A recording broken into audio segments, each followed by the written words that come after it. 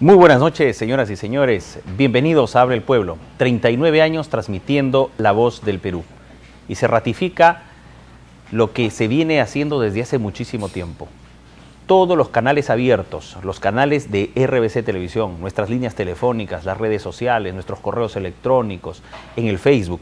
Y recibimos de parte de la gente una serie de inquietudes y eso nos lleva a plantear los temas que noche a noche sirven para que usted sea el protagonista. Nosotros somos los interlocutores. En realidad se ratifica esta larga historia de Abre el Pueblo, donde el ciudadano es el principal comentarista. Amigos televidentes, vamos a abordar un tema muy amplio. Esperamos la amplia participación también de ustedes sobre el Acuerdo Nacional. Se señala que hoy se ha cumplido 10 años del Acuerdo Nacional. En realidad ha habido varias fundaciones del Acuerdo Nacional, desde que se propone su creación, cuando se suscribe un acta, cuando inicia actividades. En realidad ya no se sabe cuándo comenzó el Acuerdo Nacional.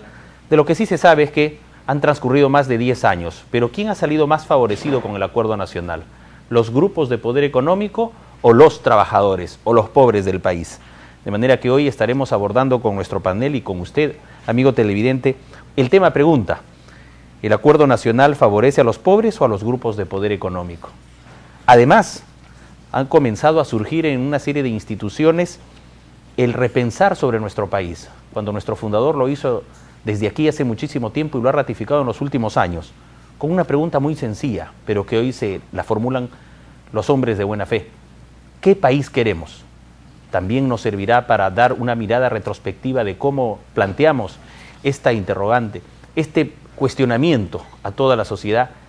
Y transcurrido la campaña electoral y a un año de este gobierno nuevo, ¿qué dice el ciudadano sobre el país que quiere?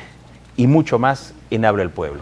Vamos a saludar a nuestro panel y por supuesto a tener las líneas abiertas para que usted nos ayude a desentrañar estas dos cuestiones que planteamos a nuestro público que nos sigue noche a noche. Pepe, bienvenido, ¿qué tal? Muchas gracias, Rafael, ¿cómo están, amigos televidentes? Un gusto estar ahora desde esta tribuna con ustedes.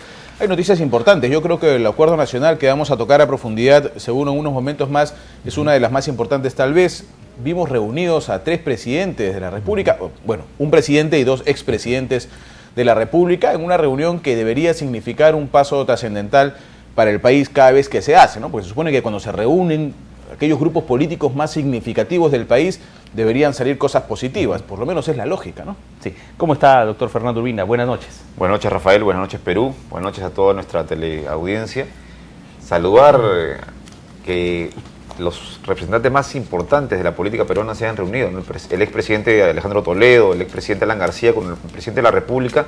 Creo que es un buen paso para elevar la cultura política. Solamente a través del diálogo de todas las fuerzas políticas se puede tener un Perú mejor. Eso es un paso importante. Ahora, creo que es cierto, han habido grandes déficits y habría que ver qué cosa ha sido el Acuerdo Nacional. O sea, una cosa no va contra la otra, al contrario. El diálogo debe servir para transparentar los resultados. ¿Cómo está, doctor Héctor Vargas Aya? Bienvenido, buenas noches. Buenas noches.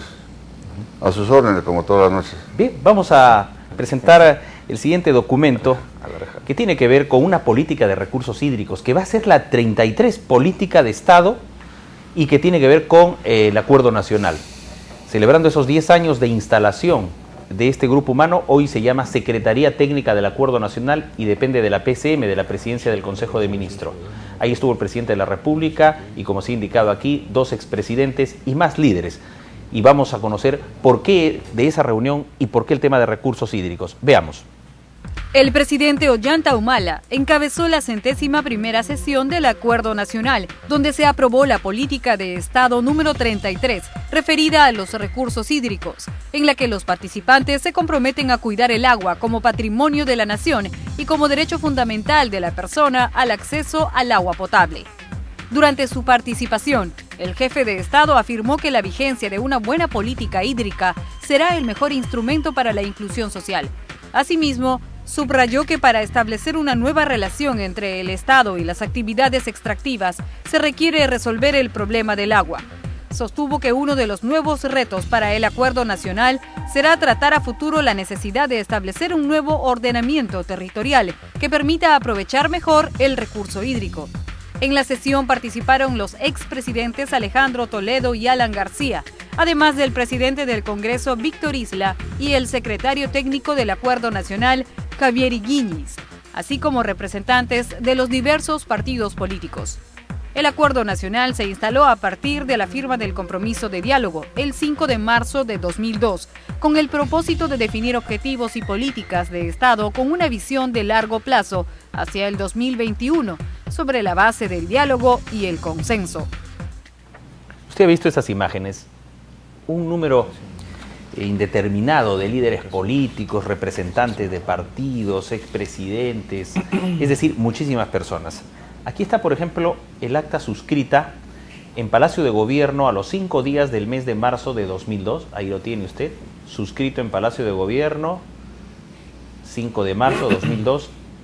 Y la iniciativa se toma en esa fecha, la firma Alejandro Toledo, entonces presidente de la República, Roberto Dañino Zapata, presidente del Consejo de Ministros en ese entonces, Alan García Pérez por el Partido Aprista, Valentín Paniagua por Acción Popular, Lourdes Flores Nano por Unidad Nacional, Alberto Cruz Loyola por Perú Posible, Luis Bambarengas Telumendi, Conferencia Episcopal Peruana, Darío López Rodríguez, Concilio Nacional Evangélico del Perú, Julio Fabre Carranza por la Confederación Nacional de Instituciones Empresariales Privadas, CONFIEP, Mario Guamán Rivera, Confederación General de Trabajadores del Perú desde entonces y hasta ahora sigue estando en la cúpula de la CGTP, no ha habido mucho cambio ahí.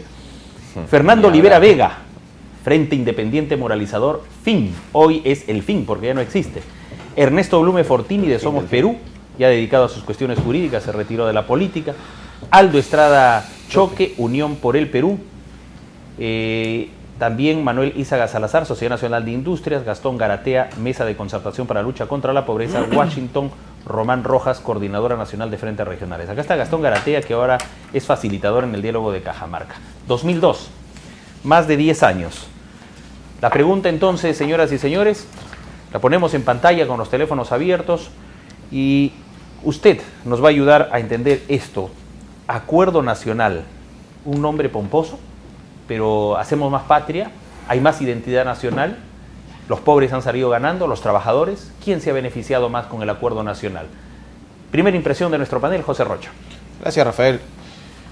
Yo creo que el Acuerdo Nacional es la unión de los más importantes líderes de los movimientos políticos en el país y los movimientos supuestamente no políticos, tipo CGTP, ¿cierto? Agrupaciones, en busca de que en el país se fortalezca un tema democrático, crezca la democracia o se desarrolle o se instaure, para aquellos que creen que no hay democracia, se instaure la democracia bajo ciertos lineamientos.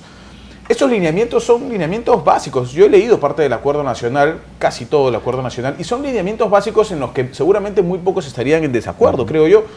Por ejemplo, ahora estaba hojeando, cuando me enteré que íbamos a tocar el tema, y me fijé en uno de los aspectos más importantes, que es el de descentralización, desde mi punto de vista. Descentralización política, económica y administrativa. ¿No es cierto? Plantea algún tema que creo en el que muy pocos podrían estar en desacuerdo, como apoyar el fortalecimiento administrativo y financiero de los gobiernos regionales y locales. Favorecerá la conformación de espacios macrorregionales, ya habla de macrorregión, desde una perspectiva de integración geoeconómica. Lo que pasa es, yo creo que la pregunta que deberíamos hacernos es, ¿se cumplen los lineamientos del Acuerdo Nacional? ¿Hay algún gobierno que haya decidido realmente cumplir los lineamientos? Porque son además lineamientos a mediano plazo, ¿eh? No son lineamientos según quinquenio, sino a mediano plazo. Entonces, se está yendo por el camino del cumplimiento en educación, por ejemplo, que es un tema vital. De acuerdo al Acuerdo Nacional, el 6% del Producto Bruto Interno debería estar destinado al desarrollo de la educación nacional. ¿Se ha cumplido?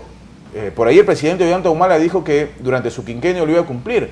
Es muchísimo dinero. Ojalá se pueda cumplir, pero para el desarrollo. Mi pregunta, reitero, sería, ¿se cumplen los lineamientos del Acuerdo Nacional o es que se va, se habla, se firma y el papel se guarda y se almacena? Bien, gracias, José. Doctor Fernando Urbina. El Acuerdo Nacional nació como un intento de diálogo social y político que busque señalar objetivos de política de Estado. Se han quedado en buenas aspiraciones y en algunos casos en objetivos hasta contradictorios, ¿no? Porque en algunos casos se permiten algunas acciones sin precisar. Me refiero a los temas de privatización, o sea, sin precisar el rol del Estado y sin precisar límites a esta acción en cada sector. El Acuerdo Nacional que se ha reunido ahora, en mi opinión, sí es favorable porque ha tratado un punto esencial que es el agua, a pesar que no ha desarrollado una serie de metas y objetivos, que hubiera sido lo importante precisar. Es decir, Yo siento que los actores están conociendo el tema y se están comprometiendo con el tema del agua, que es importante. Pero en el balance general que me permito hacer, el Acuerdo Nacional ha tenido una serie de imprecisiones. No ha servido, como muy bien lo ha dicho José Rocha, no ha servido para inspirar y ser vinculantes a las políticas de Estado. No ha tenido un compromiso de acción. Entonces solo queda un documento con buenas aspiraciones. Bien.